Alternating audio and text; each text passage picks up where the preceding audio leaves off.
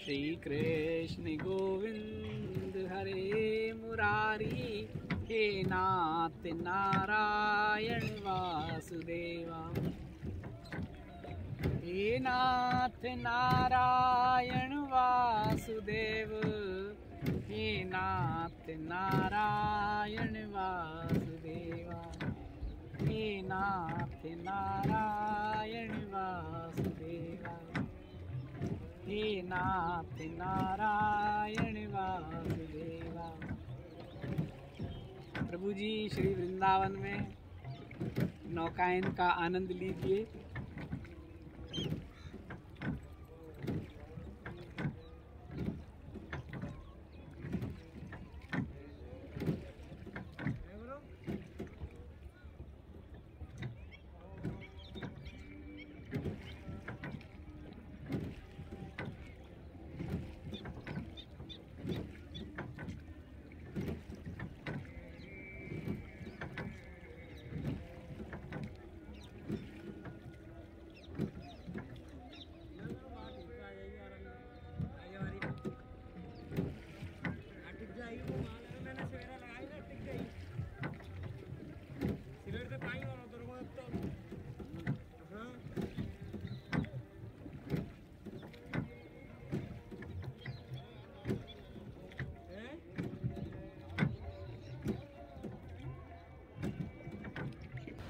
हरिओम प्रभु जी।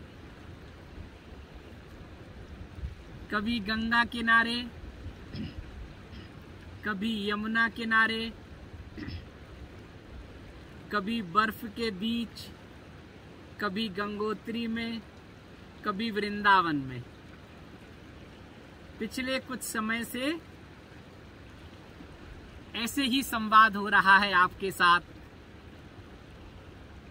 हमारे मन की बात और आपके मन की बात।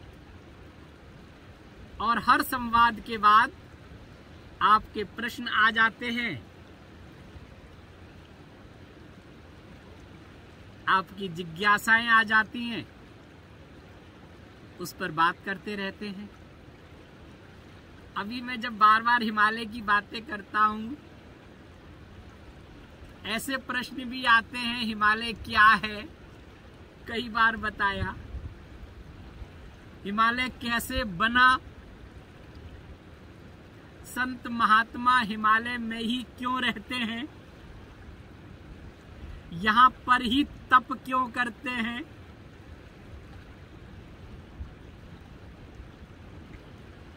बर्फ कैसे जमती है, कैसे पिघलती है? प्रभु जी आपके प्रश्न पढ़कर मेल पर बहुत आनंद आता है। हिमालय का जन्म कैसे हुआ? ये तो करोड़ों वर्ष पहले की बात है। आपको सारी जानकारी तो आपको है ही, लेकिन जब आप बार बार पूछते हैं ना, तो मुझे लगता है चलो संक्षेप में कुछ कुछ बता दे। ये जो हिमालय है ना, हमारा हिमालय, यहाँ पहले कोई समुद्र हुआ करता था, कोई बहुत गहरा नहीं था पर समुद्र हुआ करता था, उसका नाम तो मुझे नहीं पता। और वो समुद्र दो भूखंडों से घिरा हुआ था, दो भूखंड और एक समुद्र, लेकिन ज्यादा गहरा नहीं, पर इन दोनों की दूरी बहुत ज्यादा। फिर क्या होता है भूखंडों में? क्या होता है, मिट्टी हवा से आती है और चीजें सब समुद्र में आती रहती हैं, आंधी आती है, सब आती है, सब समुद्र में गिरती है। समुद्र की गहराई और कम होती जाती है और कम होती जाती है। फिर क्या होता है, नीचे प्लेट्स होती हैं, प्लेट्स में मूवमेंट होती है। सब कुछ तो वही है ना, प्लेट्स का ही तो है ना नीचे। ये भूकंप का आना और सब कुछ हो जाना, उथल पुथल हो जाना, सब उन्हीं का तो है। प्लेट्स खिसकी, आपस में टकराई, ये दोनों भूखंड पास आ गए। और पास आ गए और सब कुछ तो उनका समुद्र के अंदर गया, और नीचे से ऐसा दबाव बना कि दबाव से सब ये नीचे जो कुछ समुद्र में था सब ऊपर को आने लगा। ऊपर को आ गया तो समुद्र में बीच में द्वीप जैसे बन गए बहुत सारे। लेकिन ये प्रक्रिया एक बार जब मूवमेंट होता है तो बहुत समय तक रहती है। जब द्वीप बन गए फिर वो और पास आते गए भूखंड, और धीरे धीरे वो नीचे जो था दबाव से ऊपर उठते गए और वो आज भी उठ रहे हैं, हिमालय बन गए। मैं तो आपको एक पक्ष बता रहा हूं कि ऐसे भी हिमालय बना। वर्षों से धीरे धीरे आज भी हो रहा है। आज भी हिमालय ऊपर उठ रहे हैं। आज भी हमारे जो पर्वत शिखर है ना हिमालय के, उनकी ऊंचाई बढ़ती जाती है। हर 10 साल में कुछ थोड़ी सी ऊंचाई बढ़ जाती है। इसका मतलब नीचे से अभी भी दबाव है और ऊपर उठ रहे हैं पूरा हिमालय। समुद्र से क्या होता है? धूप निकलती है, गर्मी होती है, समुद्र का जल फिर ऊपर आता है। ये समुद्र तो खत्म हो गया, हिमालय बन गया। फिर वो ऊपर जाता है, फिर हिमालय से टकराता है, टकरा के फिर ऊपर जाता है। ऊपर ठंडा हो जाता है, ठंडा होके क्या होता है, वो भाप जो आती है वो ठंडी हो जाती है, टकरा के ऊपर जाती है और टकराने के बाद ठंडी होगी, छोटी सी बन जाती होंगी बूंदें, और फिर होती होगी बारिश, और बारिश आ गई पूरे हिमालय में। फिर क्या हुआ, जो पानी इकट्ठा हुआ बहता अपना रास्ता बनाता धीरे धीरे रास्ता लेता हुआ आ जाता है नीचे, नदियों में तब्दील हो जाता है। एक नदी जो बनी उसी में सारी नदियां मिलती रहती हैं। तापमान की वजह से, वर्षों तापमान की वजह से बर्फ जमी, पिघली, फिर जमी, ग्लेशियर बन गए, बर्फ के पर्वत बन गए, हिमालय, हिम का घर पर बर्फ का घर। गर्मियों में पिघल जाता है, फिर जम जाता है। ज्यादा जमता है तो फिर ग्लेशियर पर असर नहीं पड़ता है, कम जमता है और पिघलता जाता है तो हमारे ग्लेशियर भी पिघल रहे हैं। खबर आती है ना जलवायु परिवर्तन की, आप लोगों ने सबने देखी होगी। इस बार तो बहुत बर्फ पड़ी है हिमालय में। आपको हमने चौरंगी खाल दिखाई थी, और अगर समय मिला तो आपको गंगोत्री के भी दर्शन करा देंगे, बर्फ के जैसे पिछले वर्ष कराए थे।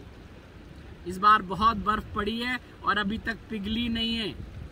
और ज्यादा बर्फ पड़ना अच्छी बात होती है। बारिश ज्यादा होगी। और बारिश में क्या होता है, बारिश में वो सारा जल जो नदियों का पहाड़ों में जमा होता है वो तो आता ही है, बारिश का भी आ जाता है। तेज बारिश का प्रवाह होता है, नदियां अपने वेग से रौद्र रूप में आ जाती है, बाढ़ आने लगती है। ऐसे ही होता है ना गर्मियों में, शीतकाल में तो जमती है बर्फ, और गर्मियों में पिघलती है, और उसके बाद जब पिघल के जब आती है और ऊपर से बारिश आ जाती है तो बाढ़ आ जाती है। ये तो चीजें आप सब जानते हैं, इसको तो हमें बताने से तो इससे आपका कोई बहुत ज्ञान तो नहीं बढ़ेगा, क्योंकि आप सब जानते ही हो, सभी जगह है। लेकिन ये तो करोड़ों वर्ष पहले की बात है। उसके बाद ये हिमालय रहस्यमय है। तमाम देवी देवता इसी हिमालय में वास करते थे, आज भी हैं। हमारे जितने भी ऋषि हैं, मुनि हैं, जिनके बहुत नाम है, वेदकालीन ऋषि मुनि, उनके आश्रम इसी हिमालय में हुआ करते थे। ये गंगोत्री, यमुनोत्री, बद्रीनाथ, केदारनाथ, कश्मीर चले जाइए, अनंतनाग चले जाइए, शिवखेड़ी चले जाइए, आप उधर जूनागढ़ वाले उस पार्ट में चले जाइए। यहाँ पर ऋषियों के मठ हुआ करते थे, आश्रम हुआ करते थे। वैदिक शिक्षा यहीं पर लोगों को दी जाती थी। तो जाहिर है जहां सिद्ध संत मनीषी रहते होंगे, साधना करते होंगे, तो वहां शक्तियां तो होंगी, रहस्य तो होगा ही। ऐसा है हिमालय रहस्यमय। जब हम ज्ञानगंज की बात करते हैं ना, तो आप लोग बहुत सोचते होंगे ज्ञानगंज की तभी से है ये सूक्ष्म मठ, ये सूक्ष्म संसार इस हिमालय में है, जहां सिद्ध संतों ने साधना की, तप किया, ज्ञान बांटा, सभी हमारे ऋषियों के आश्रम थे, मठ थे। उसके बाद समय बदला, हम लोग इसके करीब आते गए, वो पीछे होते गए। अभी सूक्ष्म में है सब। इस हिमालय में सूक्ष्म शक्तियों का अद्भुत भंडार है आज भी। और जब हम लोग बात करते हैं ना यक्ष की, गंधर्व की, ये सब हैं, सूक्ष्म में हैं। हम लोग स्वर्ग की बात करते हैं, पहले कहते थे हिमालय में जो नंदन कानन वन है ना, वो स्वर्ग इंद्र का राज्य हुआ करता था। वहां पर